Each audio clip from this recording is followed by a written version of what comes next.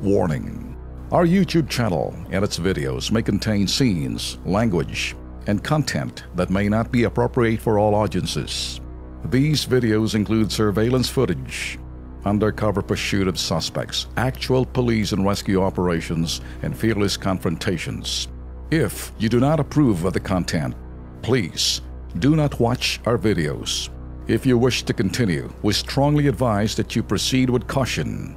Viewers' discretion is advised.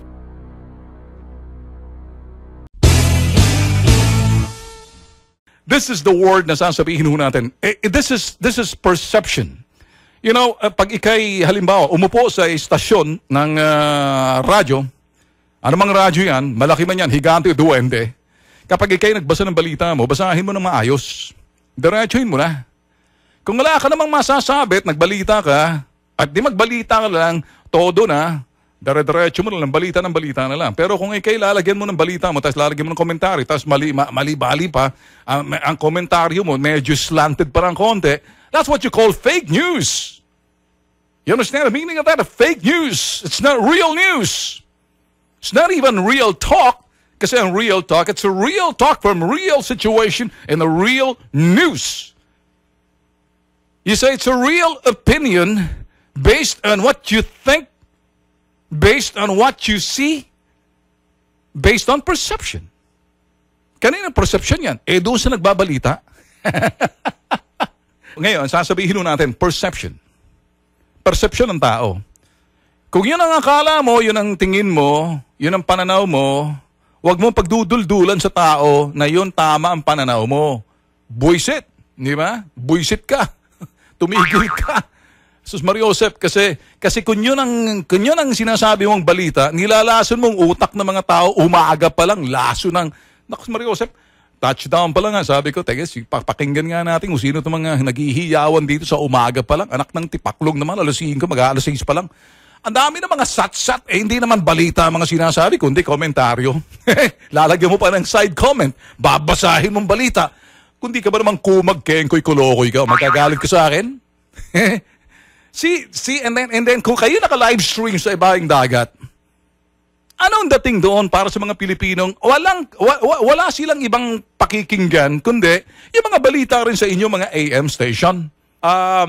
Diretsuhin na natin, kung titingnan ho natin if you try to paint a picture based on your perception, and your perception is this, nagbabangayan ang mga gabinete ni Duterte. And then, pipicturan mo si Gina Lopez at si Media Villa. Ano pa ang pangalan, last name no? Sino man yun? Na nag-aaway and meron pang tama ba yan?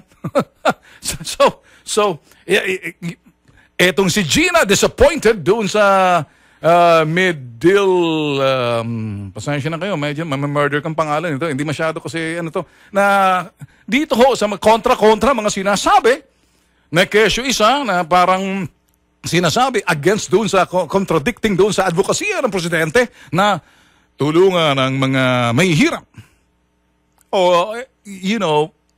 May mga pagkakataon, you can disagree agreeably.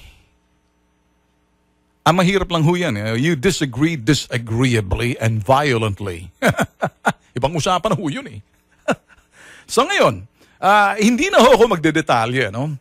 Kung ito ho'y ang inyong sinasabi, ito ho kasi ang kuminsan obserbasyon ho ng ibang mga Filipinos overseas.